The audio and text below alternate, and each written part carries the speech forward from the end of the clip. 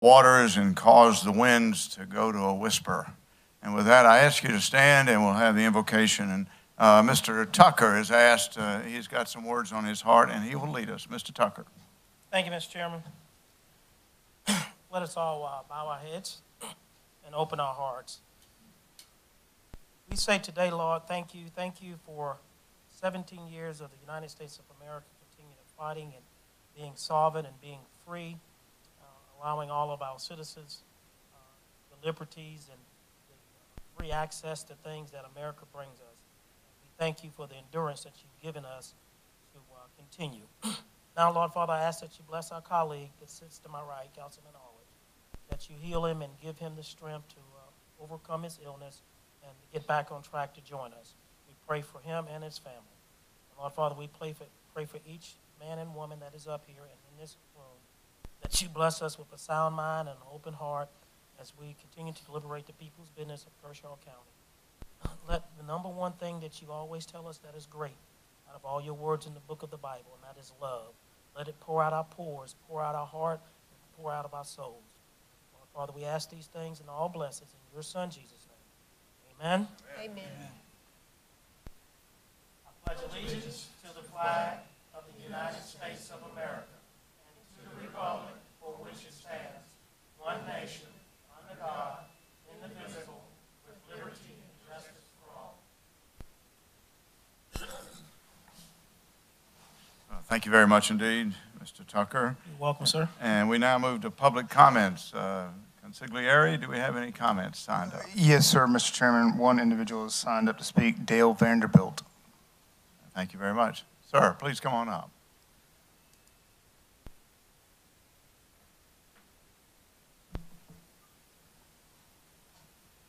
I am Dale Vanderbilt.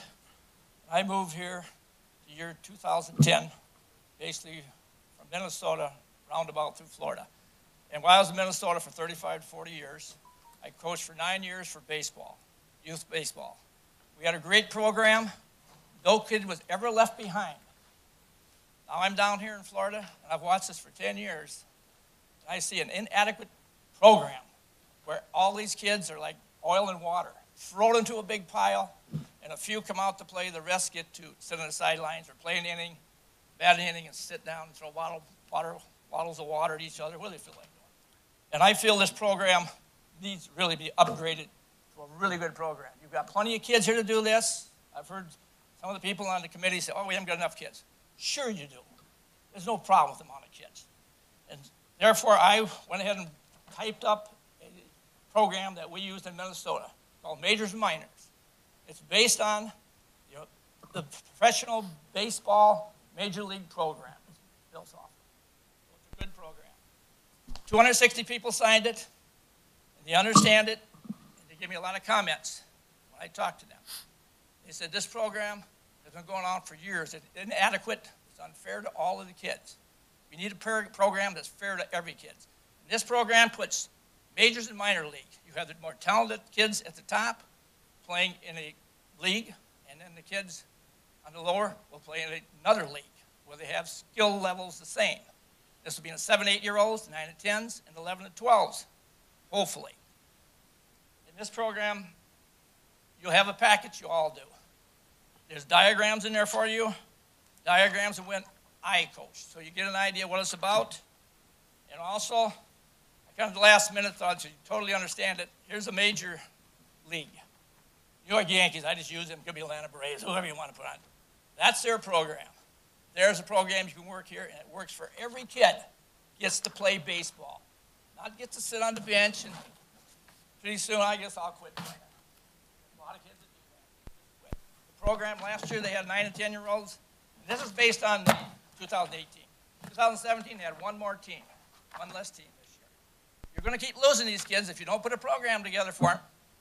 We're trying to keep these kids off the street, out of mischief. And baseball is one of the programs that keeps kids interested in life, being proud of themselves. So I'm just asking you people to consider this program because it's a great program. I did it for 9 years, and no kid, no parent ever complained about it because every kid got to play on a, a team actually play ball, not a show. and nothing else. So I actually implore you to look at this and really recommend a good program, because it's really a good program.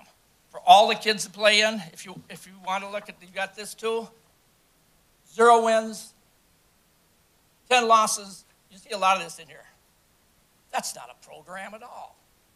Let's get a program and get 2 different leagues where these kids can have some self-confidence in themselves. Say, I want to play ball. I'm proud of myself.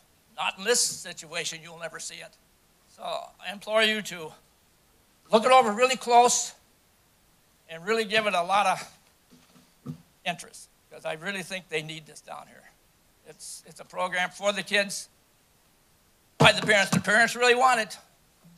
I have just one other thing to say. This thing is kind of being swept under the carpet a little bit. I talked to my councilman, Mr. Councilman Jones. He stepped up, and here I am today. I applaud him, and these people on here applaud him for getting this thing rolling, because it needs to get done. Did you not? I have grandkids here too, and one of them's already ready to quit. So I don't get to play. I said, let's go play some catch in the yard. Well, I don't get to play. What's the sense of playing catch? Hey, I hate that attitude. Let's get it done for the kids. Okay? Thank you all, and thank you for your time. Thank you, sir. Mary, do you have his contact information? Is it on the Yeah, sign-up thank you. sheet? Any other sign-ups? His contact information is on the sign-up sheet, Yeah. and there is no other individual signed up to speak. Thank you very Mr. much Chairman. indeed, sir, and that concludes public comments. We move now to adoption of the agenda. Gentlemen, it's on the screen and in front of you. Can we have a motion to approve the agenda as written? So moved. Second. First from Mr. Gardner, second from Mr. Tucker. Any discussion? The only thing I would say by way of discussion is we'll reserve the briefing on the hurricane update for Mr. Carpenter during council briefings. All right, with that, let's move to a vote. All those in favor signify by raising your hand. And it's unanimous, Mary. We move on to approval of minutes. The minutes are on the screen and also at tab A. Can we have a motion to approve the minutes? So moved. Mr. Gardner, I think we have a second from Mr. Connell. Any discussion? Yes, Mr. Chairman, I was absent last meeting, so I will be abstaining. Very good. And I would like to just say, I noted in the minutes, there are a tasker in there for the Economic Development Office from Ms. McLean, so from Mr. Jones. So let's take a look at that, make that be done. Any discussion? Nope. Let's move to a vote. All those in favor, excluding Mr. Tucker, signify by raising your hand. And the minutes are approved. We move now to a series of ordinances and new business. The first item is an ordinance, which is the second reading of an ordinance of the County Council to amend the county's official zoning map. Mr. Carpenter, we have it on the screen. Can you take us through it? Mr. Chairman, members of council, you have in front of you tonight for second reading an ordinance to amend the county's official zoning map for approximately 3.74 acres of land owned by Ms. Patsy Miles. Currently, it's zoned RD2, seeking to be rezoned to GD, General Development. It has previously been in front of the Planning Commission, and they have unanimously recommended it to council. Very good. Can we have a motion to approve this on the second reading? So moved, Mr. Chair. Mr. Tucker, second? Second. Second from Mr. Connell. Any discussion? Seeing there is no discussion, we move quickly to a vote. All those in favor signify by raising your hand. And again, it passes unanimously on the second reading, moves forward to a third reading. We move now into some exciting new business, the first of which is a fire service data reporting. And recall that Mr. Connell, Mr. Gardner, and Mr. Jones, along with Chris and Chief Spitzer and all our volunteer firemen and Keith and all the crowd put together a significant amount of effort. But one thing was missing, and that was an agreed upon database, which I believe we now have, which in my view, I think quantifies what we instinctively knew. But let's see what the council can be presented. And I'll turn it over to Mr. Carpenter to present. Thank you. Mr. Chairman, members of council, you have in your agenda packets data that was the result of the software package that has been implemented. I'm going to brief you on what is in the packet and some information as well from that. The first thing is I want to start with where the ad hoc committee ended, which is their interim report. And in that interim report, there's several items that they found and that they wanted to discuss. One was they determined there's a need for additional fire service personnel at the Blaney Fire Station and in the eastern portion of Kershaw County. However, more data is needed to determine exactly how many personnel or what is needed. The next finding was the need to implement an integrated reporting system, which was that data collection, and that as fire service expands, the need for a new location for EMS currently located there. From there, Mr. Chairman, several short-term solutions were reached. That short-term solutions were, as you see on the next slide, that we divide the county into reporting zones, 4 of them. The stations would be put in those reporting zones, that we retitle Keith Ray and Scott Wiles to chief and deputy chief. And you see the various items that we did. The most important part of that was the accurate reporting of fire calls due to the purchase of the emergency reporting software, which would give us accurate statistics. The reason why we need to do that is the previous system that we had, the way it was set up and the way it operated, it would and did result in double counting, triple counting of calls sometimes. So the data was never as accurate as it needed to be. So the packet you have are some detailed information from that software. I want to go over some of that. The first slide I have is the countywide results by the incident type itself. What we can tell is that from when we started collecting this in March of this year, Kershaw County Fire Services had 788 total calls that they reported to. Of those, 162 were fires, 438 were rescue and EMS calls, and then the others were everything from service calls to good intention calls, which is checking up or helping someone with maybe a smoke alarm, down to severe weather calls. So 788 calls. Those calls we then broke down by station. You have every single station reported in your council packet, but I'm just going to focus on a couple of them for the purpose of this report. Now you see on that map the 4 zones that we've created, zone 1, 2, 3, and 4, and the way the stations are broken down into those. The first results that I'm going to go over are Blaney Fire Station, Blaney Fire District. Blaney had 230 of the 788 calls countywide in that time frame.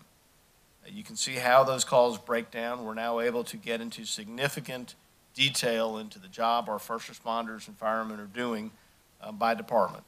So 230 calls. Of those 230 calls, again, a significant number of them were first response calls.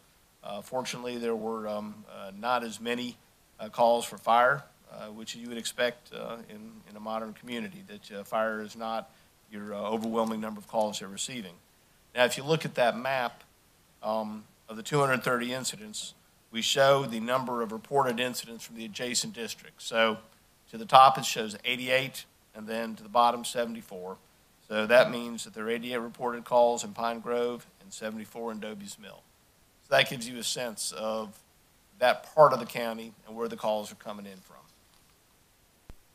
The next one I'll highlight is Antioch. Can you back up a second?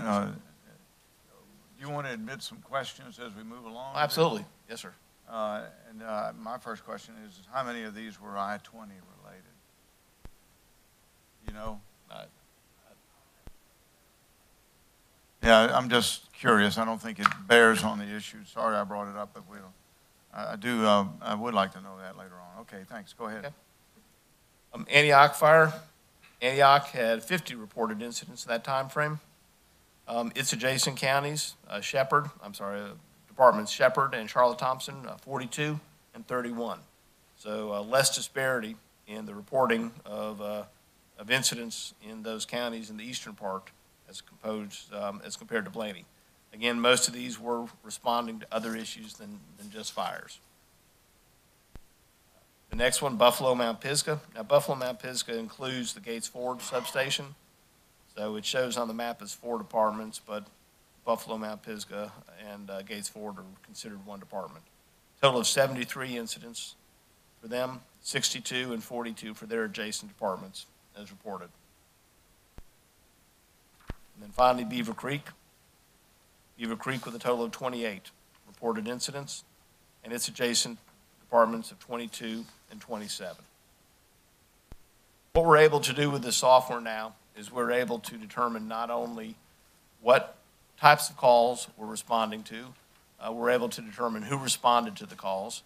We're able to break down significantly even the amount of time it takes to get to the calls. As Scott just indicated, Mr. Chairman, we can go in and we can figure out geographically and pull out information like I-20 as opposed to Lake Wateree kinds of calls and identify those kinds of hotspots.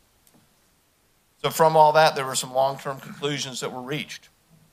Those long-term conclusions were simply this: in order to accomplish what the ad hoc committee had started with in coming up with their findings, that a hub-and-spoke professional and volunteer hybrid system would be a desired system. And initially, what that would look like would be 2 full-time professionals and a part-time person serving in the Blaney district and the western side of the county, and 7 part-time professionals serving the eastern side of the county. This would result in significantly greater level of service and protection to both sides of the county.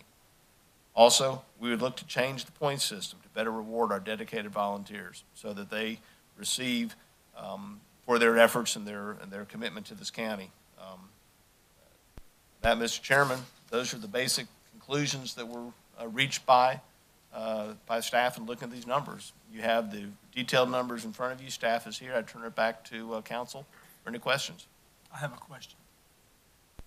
Yeah, Mr. Jones, please go ahead. What about the cost? How do you break that down? I noticed Can you put it by the mic so we can hear? Sorry. What about, thank you. What about the cost? How do you break that? I know we have a limited amount that we can do if we were willing to do that now. We'd probably have to go to a referendum, I think, to get the other approved, would we not? In order to add full-time personnel, we would have to identify a source of funds, yes, sir.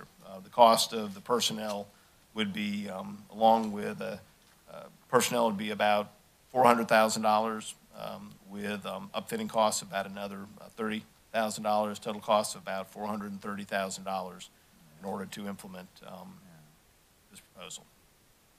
What we had pretty much, I think we had sort of committed, at least I did, was that one thing we were going to try to get a question for the and do a referendum. Of course, there wouldn't be enough time to do that now with the general election coming up so quickly, correct? Yes, sir. Probably have to, Mr. Connell, look at a special election on that maybe next year. Well, yes, sir. It could be part of the next year's process. Absolutely. Yeah. Well, Mr. Jones has captured the issue precisely. This is going to cost something, resources.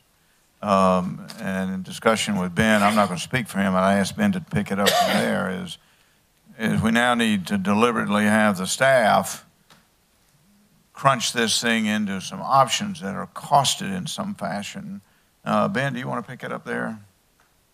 Well, sure. I just had some comments initially. Just wanted to say thanks for those that stuck with and participated in the committee that we had. At times it seemed like a long and drawn-out process, but I feel really, really thankful for being involved in it because I'm actually seeing some results here, which is really encouraging. We purchased the software that we needed to. We got the right software at the right time, and now we have accurate information to base our investment decisions on. We made some organizational changes that made us a little bit leaner and more effective and efficient as an organization. Our training programs are improving as well. I just had some numbers to share, Mr. Chairman, to put things in context. I don't think there's any dispute that Camden Fire Department does a wonderful job and Lugoff Fire Department does a wonderful job, and that they're funded at adequate levels to do that good job. So I'll just share a few of these numbers. Roughly, Lugoff Fire Department serves about 8,000 people. That's the population. Their budget, which we recently voted on, is about $1.2 million. Camden Fire Department reports that they have about a $1.9 million budget and serve a population of about 7,030 people. If you take those populations out of Kershaw County as a whole, assuming about 66,000, the next census might be quite higher than that, but assuming about 66,000 people, our Kershaw County fire budget is about $1.1 million, and we're servicing about 50,000 people.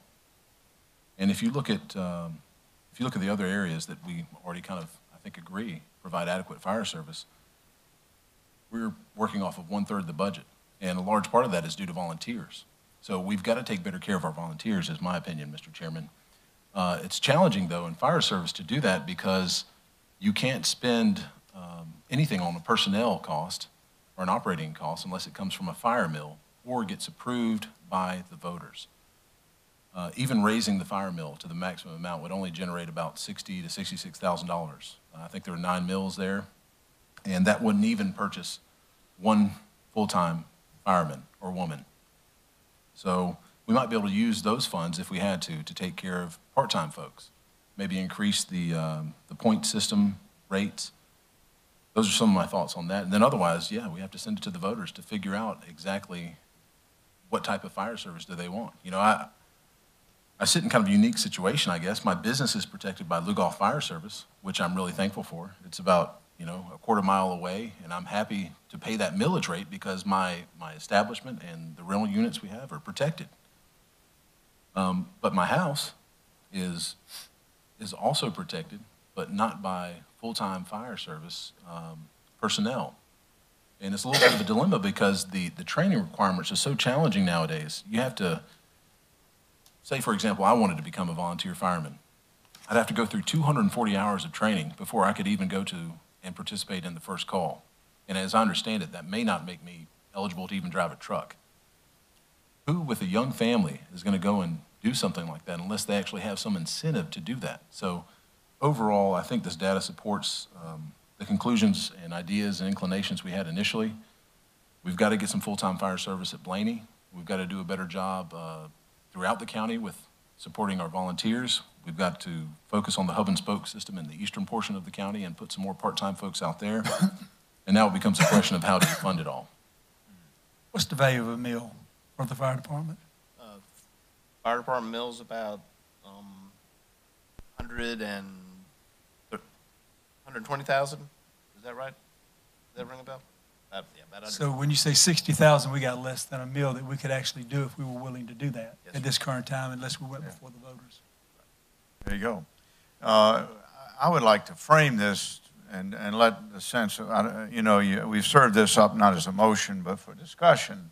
And I'd like to frame this for the staff and tell them now that we have the data and the background that Mr. Jones and Connell and Mr. Gardner have brought to us with the help of the team in the audience, frame it for the staff. And I see on the board some basics that should be framed in language if we're going to do a referendum, as Mr. Jones is suggesting, or in a budget cycle with a millage increase if there's not much rattle room there. Do we have enough information for our staff to now cost this and bring it to us in a retreat and maybe budget workshop session? Just a rhetorical question. Everybody weigh in on that. Do we have enough information on the board to express our intent as a council for the staff to bring it into us for a vote?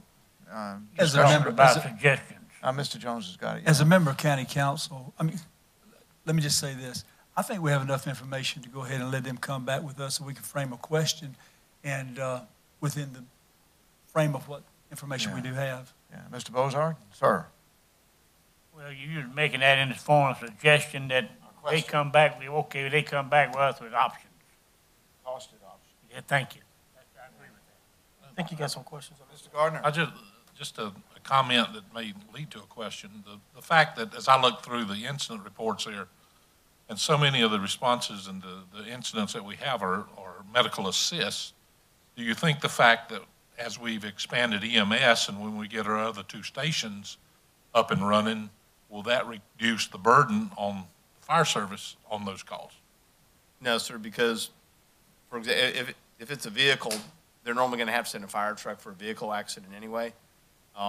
So a significant number of those, back to the chairman's question of I-20, are going to be vehicle fires or potential of a vehicle fire. Right. So that's why you'll see fire trucks responding to most vehicle issues. Okay, all right. I just wanted to clear that up. Mr. Tucker. That would not make a difference. Mr. Tucker. Thank you, Mr. Chairman. This question would be to Mr. Carpenter, but let me first start by saying thanks to the committee, Chairman Connell and Councilmember Jones and Gardner for their ad hoc committee, along with the staff and all of the folks that support that with Mr. Carpenter.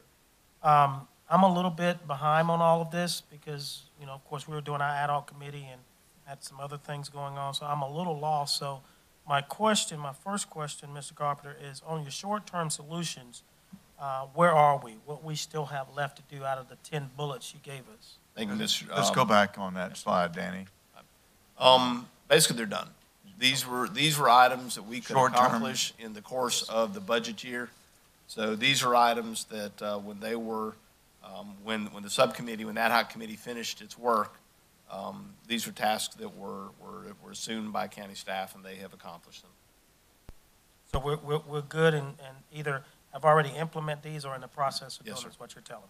Okay. All right, and then explain to me on the change point system to better reward dedicated volunteers. I'm kind of lost on what we're talking about Go there. to the last slide. Thank you, Mr. Currently, the way the point system works is the county allocates $75,000 for a pool. It's been that much for years. Yes, sir. I'm not sure when we went to 75, but it's been 75 for a long time. As volunteers respond to calls, they earn points. Each period of time, they'll add up however many points there are, divide that into the amount of money, and that's how much you get per point. So it varies. If you have fewer people participating, they get more per point. If you have less people, or more people, then you have less per point. So what this suggestion would do is a couple things. First of all, it could increase the pool itself, put more money into it, so there's more money available for the volunteers. And B, it could also take into consideration the various level of training that the volunteers have accomplished. Currently, there's no distinction for a volunteer whether they're a firefighter 2 or a support firefighter. A point's a point. That doesn't really reflect the fact that 240 hours is what you have to do just to get your minimum training out of the way. So there's no real incentive, if you want to use that term, for a volunteer to keep going up the ladder as opposed to showing up to fires and supporting and assisting in the background. So that would take us in a direction of perhaps coming up with a system where you would have a different level per point based on what level of firefighter you were. So the more certifications you had, then the more a point would be worth to you. So that would recognize their commitment in the context of training, but it would also still be able to recognize the commitment just by showing up. So that's what we're referring to. Okay, and is this a common system throughout the state, or is this something that we're trying to be? I would defer that.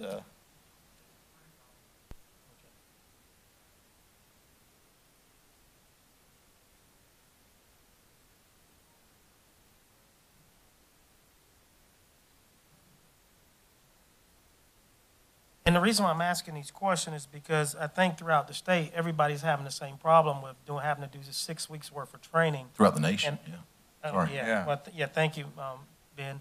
We're having problems not only getting them trained, but retaining them and so forth and so on. And I've found out throughout, whether it's government or private sector, when you reward people for hard work, they have a tendency to do it and do it correctly and be good at it. Mr. Jones. And Mr. Tucker, to your comment and question, you're exactly right. If I'm not mistaken, I think we are actually falling behind Lee County when it comes to supporting our volunteers. You know, we need to step it up. We need to do more, and I'm glad to hear that we're having that discussion. I've also spoke with many volunteers from throughout the county system, not just West Wateree, but Antioch, Bethune area, Charlotte Thompson, and they all have expressed to me what we're talking about tonight is compensation for their volunteer time. Yeah, can I ask Yes, sir. if it's appropriate to say not just reward, having been in this business some time in a different uniform, recruit, train, retain, and reward. So it's not just I like that, Chairman. reward. What we want to do is fill out our volunteer system and increase their training level and justify that with the emoluments that grease that wheel. So if we could add those 4 R's, that would help me a little bit. Is that okay with you? I like that. Yeah, okay, I'm sorry I interrupted. Go No, ahead. no, you're fine. I was just going to make the comment in reference to Mr. Carpenter again. And I know council does policy, and we do, you know, the hard work. So I say that, and one council member speaking up here that give us as many options that y'all willing to live by. Do not put an option on the table that you think that we just want to hear, and then we choose that one, and then you can't live by it. I'll say that. I have no reason to think that you would do any less, but I must state that. And then I would also ask my colleagues, as these options come back, there will have to be tough decisions and commitments if you truly want to do something. I'm sitting up here listening about referendums, increases in taxes. You know, it's good to talk and discuss, but we really, really have to think, is this something that we're going to do, or are we just going to do like we do studies sometime? Recognize the problem, talk about it, and then put it up on the shelf for book life. Mr. Tucker, let me say this on that. We're absolutely going to do something. Our fire service needs help. You know, if there's a structure fire outside Ligoff Fire District or outside Camden Fire District, we have a fine chief, a fine fire marshal, assistant fire marshal, but they need to be able to recruit and retain. And I think the things we're talking about is minimal compared to the results we'll get after we do it. I recognize Mr. Bozard.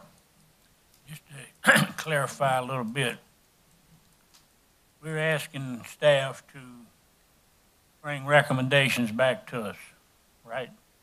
That's what your comments were just a little bit ago. Costed recommendations. Cost and?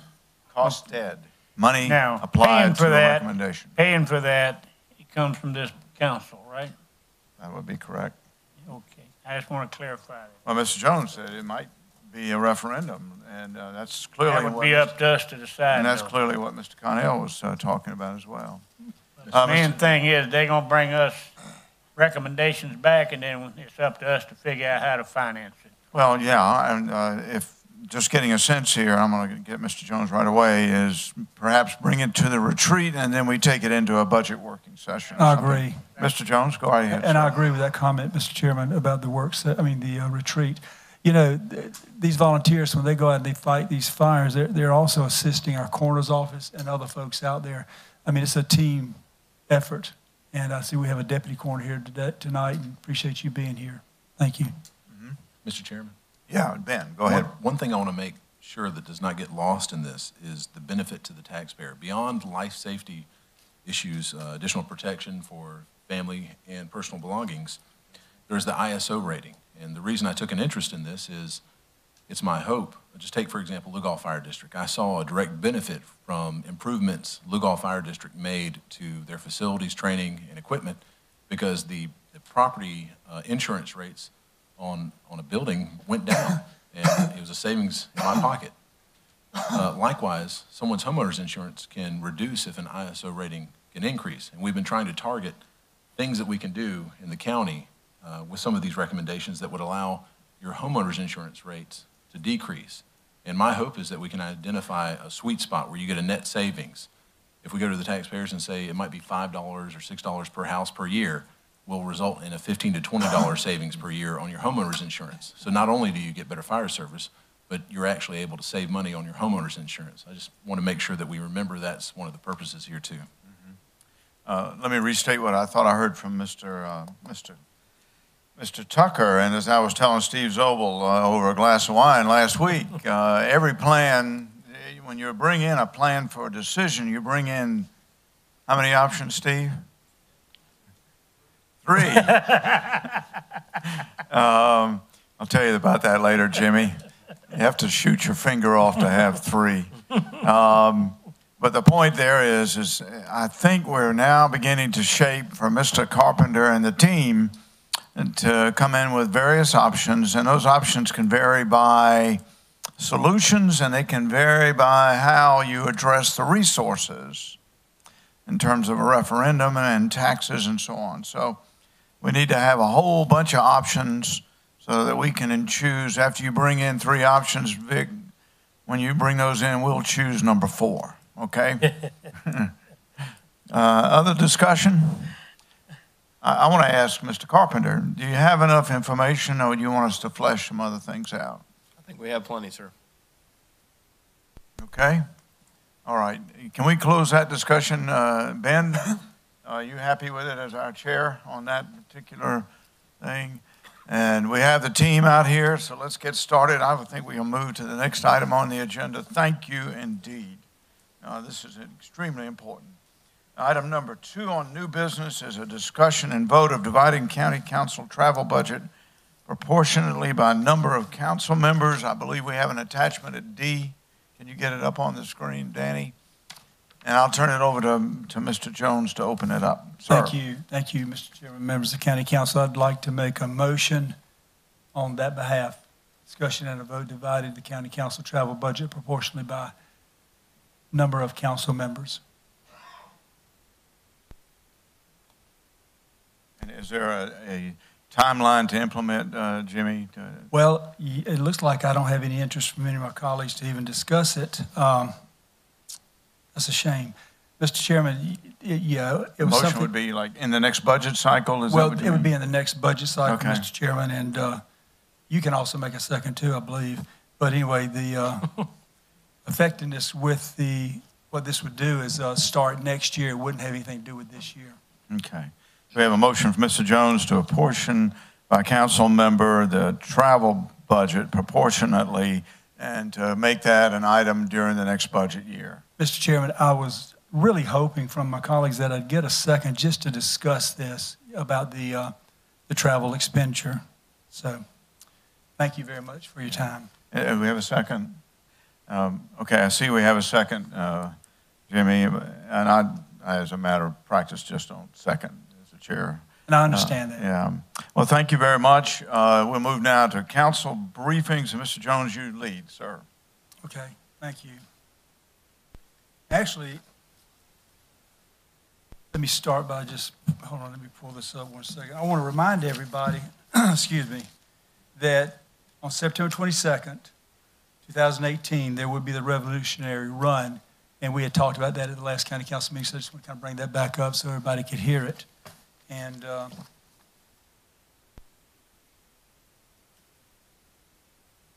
I do want to say this to Mr. Carpenter making the agenda for the retreat. I'd like to have the travel expense put on the list for the retreat. Very good. And my reason for that, since this is council briefing, I'm not going to elaborate on. I'm just going to mention a couple things.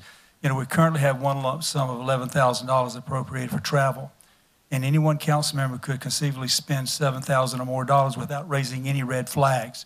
By allocating the travel budget evenly between the various districts, we can keep better track of the account of funds, and this equates to good management and transparency.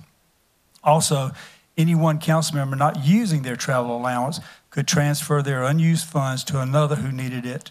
And this can easily be done by placing the request on the county council's agenda for a line item transfer. And I was also going to ask council tonight, and I didn't get the opportunity to do it, I was going to ask them to think about, and it only makes sense that to tell the public what we've been doing on any trips when we pay for them, when the citizens pay for them.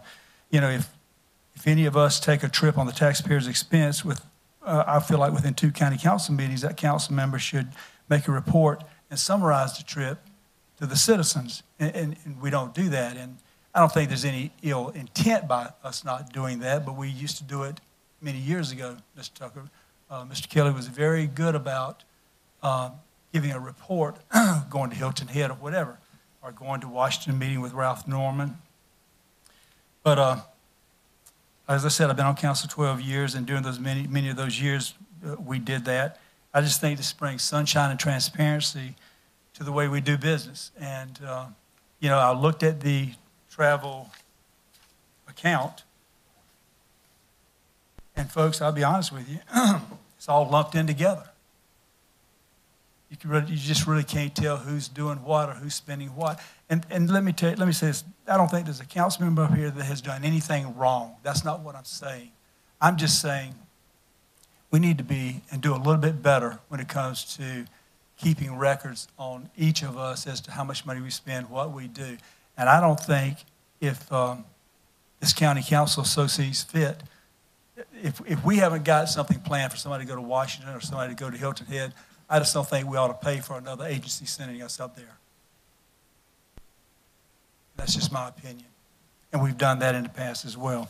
But I'll tell you this, we'll talk about it more in the retreat, and I just really hope that you folks will consider it for next year. Thank you. Thank you, Mr. Jones. Mr. Tucker? Very briefly, I just want to say I'm looking at a couple new little young faces out here. Don't look around like you don't know who I'm talking to. Welcome, young people, ladies and gentlemen. Always good to see young folks in the audience. And I want to say, I know Mr. Carpenter is going to, that wasn't for you, Jim. I know Mr. Carpenter is going to brief us on the hurricane update, but I want to wish all of you well and continue to pray that we are able to escape as much as possible. And please, please, please heed all the warnings that are being told to you and convince others to go with you. There's nothing more valuable than human life. And so I just want to encourage you to do the things that this well-prepared emergency team is putting together to save lives. We can replace all this property, but we can't replace you. Even if you have a twin, it's still not you. That concludes my report. Mr. Gardner? Just, again, just on that, if you were here for Hugo, you know what these things are capable of. So, heed the warnings. Mr. Bozard, Al. Thank you. I have several things. In relationship to these trips, in the last 12 years, I'll go back 12 years because that's the longest anybody's been on council. In the last 12 years, there's been 3 people that's going on trips. Mr. Turner, Mr. Burns, and myself. The rest of them has never been on a trip paid by the county, except for Hilton Head, and everybody went on that. So, not everybody, sir. This, I don't know what brought it up, but I did make the trip to Washington. This past week, I was out there Wednesday, Thursday, and Friday. It was a trip that was set up by the Intergovernmental Affairs Office at Washington. It was for all South Carolinians. We talked about issues that affected South Carolina. And before I went, I met with Mr. Carpenter, I met with the Alpha Center, and I met with about 4 other different people, finding issues that affect South Carolina, even to the judges. The tariff was one subject, the drug problem was one subject, and there was some more that I brought up later on in the transportation studies that we had in 2 areas of the county, which I think possibly we might have found some money for. I give the information over to Vic, and Vic is going to find that out in the next week or so. But it was a good trip. We had a tour of the White House on early in the morning, and then from 1 to 4 we was in a conference with different secretaries and folks that work for the president. The director of the Intergovernmental Affairs Office was with us, the special assistant to the president and the press secretary was there. General Mick Zakis, I guess it's Zakis. He used to be the secretary of education here in South Carolina until he moved on. Mick Mulvaney, the Department of Agricultural Secretary, briefed us, and the Department of Transportation briefed us, and we did get to ask questions back to them, and that's what, and I left one out, Kellyanne Conway. She briefed us on drugs. And it was a very good conference all in all, and if anything, we did make some contacts up there, and if possible, maybe some way that we can pay for one of these studies that we've done on transportation throughout Kershaw County. But all in all, they did know, because I told them, that Kershaw County was the all-American city. And I left no stone unturned doing that. There was 175 to 180 people there out of South Carolina. There was mayors there. There was some representatives out of Low Country there, but mainly they were chairmen and councilmen throughout South Carolina. And Lancaster County outdid everybody. They had 5 at that conference. We had 1, just 1, because Mr. Burns got an invite to it too, but he decided that he would let me go and save money. So we do look out after the money, and I can appreciate that. Next item I have, Mr. Burns, is that we have been talking with some of these water companies, and I talked with Lugoff, and in the same time, Mr. Carpenter was talking with Camden, and we've talking these water companies about putting the All-American City flag on their water towers. The city of Camden has agreed to put one on, and Mr. Carpenter has sent letters to all the other water companies, and Lugoff says that they are entertaining the idea highly, but they have not given us a commitment, and we, like I said, we sent them a letter, but we have not heard back on the letters that we sent to the other water companies. That's Cassett, Bethune, Rural. Tiger, Alligator. Alligator. That's close. Alligator Water Company, and we're hoping that they will participate in it and help us out on that, and especially that one over in Lugoff, because that big water tower, everybody sees it from the high school, they see it from the interstate, they can see it from anywhere you look, just about. We'd love to have that one. We had a show scheduled through the Alpha Center this coming Saturday. It was called the Four Corners of the Earth, Four Corners of the World, excuse me. They had acts from all over South Carolina, North Carolina, and some up as far as Virginia. And my band being one of the acts, but they got canceled because of the weather. So it's going to be rescheduled sometime up in the spring. And my last one, Mr. Chairman, is Mr. Carpenter. Can you tell where we stand on the county signs that you were going to look at and come back with some recommendation? Yes, so we've met with SCDOT, with Brian, they're very amenable to working with us and putting the signs up. They'll allow us to put it on their signs. We're coming up with an image that we'll all agree to, and then we'll start putting them up. Thank you. That concludes my briefing. Thank you, sir. Mr. Connell. Yes, Mr. Chairman. Just want to express gratitude and thanks again to those who participated and served on the Fire Service Committee. Mr. Jones, Mr. Gardner, Mayor Emmons, those from Lugoff Fire District, the fire staff that we have. I really feel like it's paying off, all the work that we put in. So I appreciate everybody's involvement. That's all I have, Mr. Chairman. Thank you, and I'll close that very quickly. First of all, Peggy Spivey, our great administrator of the detention center, made national news with some of her personnel programs. That just shows you the quality of people that Vic Carpenter hires, retains, and promotes, and I'm sure we'll do this well with the fire study. Secondly, Bethune Rodeo was completed. It made $4,500. And now we've got Johnny Outlaw out at Antioch, about to have one in 2 weeks. It ought to be great.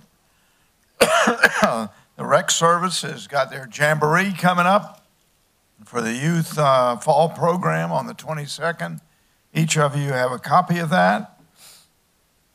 And also, there's been much in the media about ideas from the school district, and I assure you that Shane Robbins and my counterpart, Chairman Smith, and I are talking along with Vic Carpenter.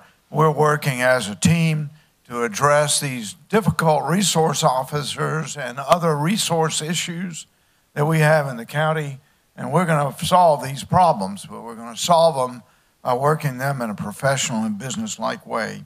And I know you members of the council feel the same way, to grasp these difficult issues and move forward. Lastly, I understand we're going to have a C&W station and WPUB, and I think they're going to play, the first song they're going to play is my personal favorite, Dead Skunk in the Middle of the Road. With that, I turn over to Vic Carpenter for his briefing. Mr. Chairman, members of council, a few items. I'll start off with just an update of what the county's doing and the hurricane, of course, Hurricane Florence. Just to kind of show you this thing changes daily, and if you have been following it, you notice that the track has changed now, the projected track. Still coming ashore, North Carolina, but it was projected to track up through Raleigh and into Virginia. It's now projected to track towards Asheville. That means that Saturday, Sunday, it'll be north of us, dumping significant amounts of rain if it follows this current track. So Duke has been emptying the reservoirs in the Catawba watery system. You may have noticed the water river is high. It'll probably get higher if it follows this track. Duke is well on top of what they need to be doing to ensure that the system is safe and healthy, but they do discourage people from getting into the river or the lake coming up. The county itself, want to reassure you of what we're actually monitoring this situation. As you can tell, we met with, of course, all county staff and our partner agencies in this county to ensure that we're ready to go for whatever happens. We are not considered a directly impacted county. We're an inland county. None of our shelters are anticipated to open. Should we need to open them, Camden High School would be the first one, with Lugoff High School being the second one. Food for the Soul does offer right now the ability for people to stay if they do decide to leave their homes. Food for the Soul is also our special needs shelter. Special needs meaning individuals with health issues, people who need to have respirators, people who need to have various dialysis, what have you. So Food for the Soul is the shelter designated for that. The county is running, starting tomorrow, a hurricane hotline. You have passed that to you. The media will have it. This number is 803-425-7242. Please encourage anybody and everybody who have questions about anything non-emergency related to call this number. We do not need, we cannot afford to have too many people calling 911 when there are actual emergencies out there if they're calling it for non-emergency questions. A non-emergency question would be losing your power. You can call this number, you can call the electric companies. Do not call 911 if your power goes out. There will be power outages if it follows a track like this. So please discourage people from calling 911 for power outages, lost animals, or anything like that. You will see tomorrow morning we'll be back in here. This becomes the Emergency Operations Center. If the storm does track towards us, we will go closer to activating an EOC. We're at a level 4 right now. We get closer to a 3 and a 2, we'll start manning it. That means we'll have full-time people here 24/7, keeping an eye, making sure. County crews, again, will be out clearing roads. If the storm does reach a level, they're saying there could be some sustained winds of tropical storm force. You will see no emergency personnel out once winds hit 35 miles an hour sustained. No electric people, no phone people, no ambulances. They do not go out once the winds hit 35 miles. You just have to wait in place, and then the crews will come to you as soon as the winds go down, so it's safe. So rest assured that county personnel, departments that are not considered frontline first responders have a role to play in an emergency like this. Our assessor's office, our parks and recreation, our building maintenance, they're all given duties and assignments. Our code enforcement, they're all working. They're either out there working to, again, clean, clear, and save people, to assess damages, to go out and come up with the understanding of where the most critical needs are so we can send those resources there. Volunteers from county employees, such as the library, will be manning the phones. So all county departments pitch in. It's all hands on deck when a storm or a situation like this comes. You're welcome to ask any questions. You can, again, the hotline number will be manned with information, people from outside. When we had the floods in 2015, the number of calls we received from people outside of the county trying to find out if it was safe to come to the county. where they could stay, where they could eat. Those are the kinds of questions that we answer and we're prepared to answer. Moving on from that, Mr. Chairman, members of council, just a few items. Can we just Okay, sir. pause? I'm sorry. Questions from council on the hurricane? Mr. Chairman, Sir. I just got a knot in my stomach. Let me read you, this is to you, Mr. Carpenter, on the hurricane. It says, as of tomorrow, September the 12th, 2018, Food for the Soul's day service will be canceled. This includes breakfast, lunch, laundry services, and shower services. Nighttime shelter services will continue from 7 p.m. to 7 a.m. I'm appreciative of that, but why are we canceling the meals and services to the people that needs them the most? Why can't we pair? We're not going to get hit tomorrow night. I have read nothing nor talked to you that says we're going to hit tomorrow night. That's Thursday night. And I'm concerned about the folks that really need these services. Mr. Tucker, that was a decision they made. I'll be glad to follow up with them for you. Please. Okay. Because we just put them a significant amount in the budget to do things, but not to stop doing other things. I'll follow up. Yes, sir. Please. Okay. I agree. Mr. Jones, further? Other comments?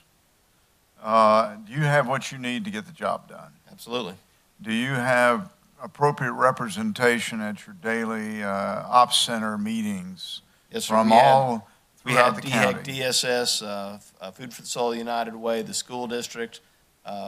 We have the electric companies, the cities, Elgin, Bethune, Camden.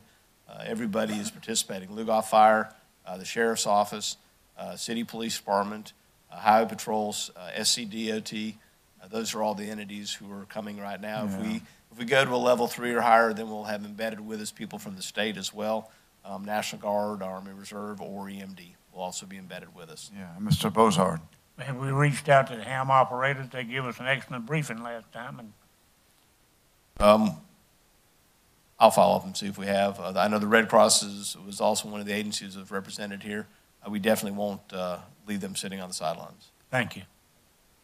Okay, others? One last thing, and just deserves, we had tragic loss of life there on 5 and 20 Creek, or 25 Mile Creek. But for Chiefs and the rest of the Lugoff Fire Department, we'd have lost a second person. So first of all, our firemen and our volunteer and our first responders are amazing. And secondly, we don't want to make them heroes again by people disobeying signs that are put up by the sheriff department and other people, such as curfews, which then put their lives in danger and the lives of our first responders. Unacceptable. And I would just like the media to help us push the line that says, obey, listen to, and heed warning signs. It's meant to save your life. Okay, back to you, Vic. Any questions the council has, you are always, as always, encouraged to reach out, and we'll answer as quickly as we can. Moving on from that, a few items. The only cancellation at this point related to that, the Clean Community Commission was scheduled to meet Thursday. They have canceled that. They'll be seeking to reschedule next week, weather permitting. Events coming up, the senior golf tournament for Parks and Rec will be Friday the 21st at White Pines Golf Course. Apparently, Parks and Rec considers anyone over the age of 50 to be a senior. They're like AARP, aren't they? I take a little offense at that, but you know, if they're trying to pad their numbers, I guess. Thank you, Shane. So about everybody but Mr. Connell on council is eligible to play in that. Also coming up, October 6th, Touch a Truck will be held. That is sponsored by the Parks and Rec and Junior Welfare League. We'll be holding it at the River Parcel this year. And then October 13th, Yak in the River. Those are the events coming up, Mr. Chairman. That's my report. Okay, Attorney? Nothing to report, Mr. Chairman. And there's no need for an executive session. I think I'll be ready to entertain a motion to adjourn. So much, Mr. Chair. Mr. Tucker, a second from Mr. Gardner. Any discussion? Let's be safe out there. Let's vote on that. All those in favor of adjourning, so signify. And it's unanimous, and we're adjourned. Be safe out there, people.